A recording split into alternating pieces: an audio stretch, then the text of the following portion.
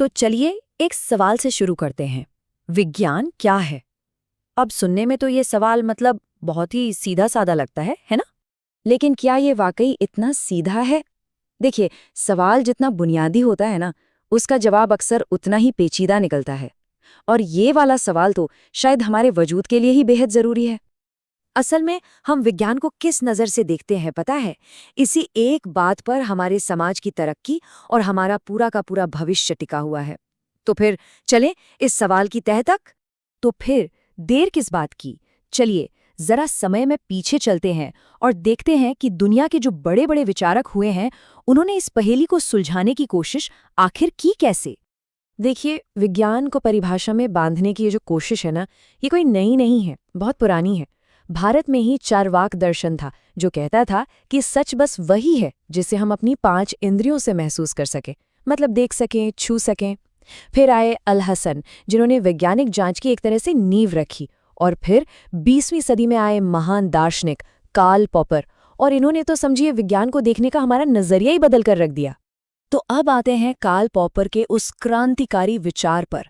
इसे कहते हैं मिथ्याकरण या फॉल्सिफाइबिलिटी। आप इसे विज्ञान की अग्नि परीक्षा भी कह सकते हैं। यही वो चीज है जो सच्चे ज्ञान को अंधविश्वास से अलग करती है। चलिए इसको एक बहुत ही आसान से उदाहरण से समझते हैं। मान लेते हैं कि एक वैज्ञानिक दावा है, सारे के सारे हंस सफेद होते हैं। और देखिए, यहीं पर है पॉपर का असली जादू। ये दावा वैज्ञानिक पता है क्यों है?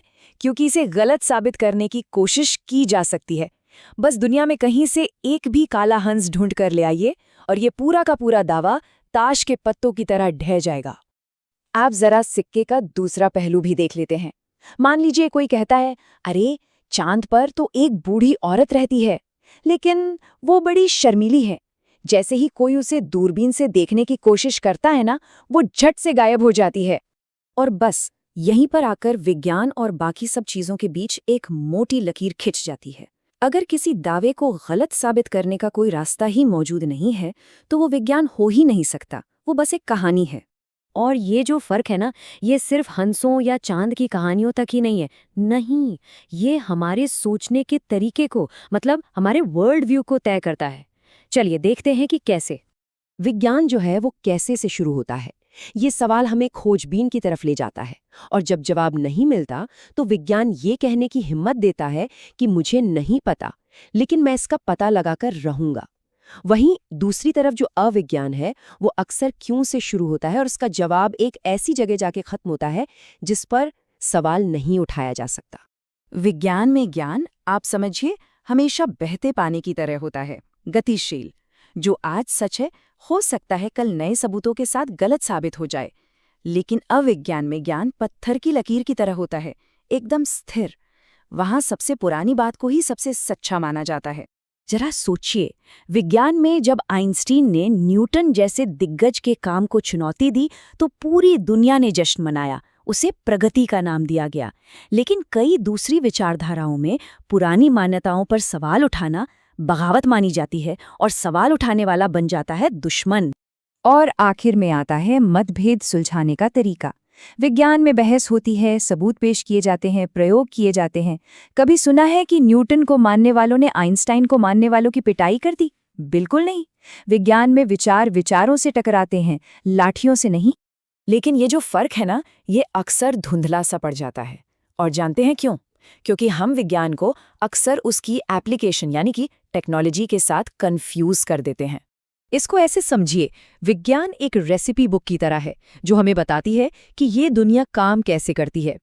E=mc² एक रेसिपी है, और टेक्नोलॉजी उस रेसिपी से बना हुआ केक है, जैसे कि एक हवाई जहाज। और यहीं पर हमें एक बहुत बड़ा विरोधाभास देखने को मिलता है। कई लोग हैं जो डार्विन के विकासवाद के सिद्धांत या ब्रह्मांड की वैज्ञानिक उत्पत्ति को तो सिरे से नकार देते हैं, लेकिन उन्हीं सिद्धांतों पे बनी टेक्नोलॉजी जैसे कि आधुनिक दवाएं, मोबाइल फोन, इंटरनेट, इन सब का जमकर इस्तेमाल करते हैं। है ना ये एक तरह का दोहरापन? इसकी एक बहुत बड़ी वजह भी है। देखिए, टेक्नोलॉजी इस्तेमाल करने के लिए ये समझना जरूरी नहीं कि वो काम कैसे करती है। वो हमसे कोई सवाल नहीं पूछती। लेकिन विज्ञान, अरे विज्ञान की तो आत्मा ही सवाल पूछना है। और सवाल पूछना, खैर ये हमेशा से सत्ता में बैठे लोगों को थोड़ा असहज तो करता ही है। तो ये सारी बातें हमें एक बहुत ही ज़रूरी मोड़ पर लाकर खड़ा कर देती हैं। सवाल अब ये है कि हम अपनी आने वाली पीढ़ियों को विरासत में आखिर देना क्या चाहते हैं।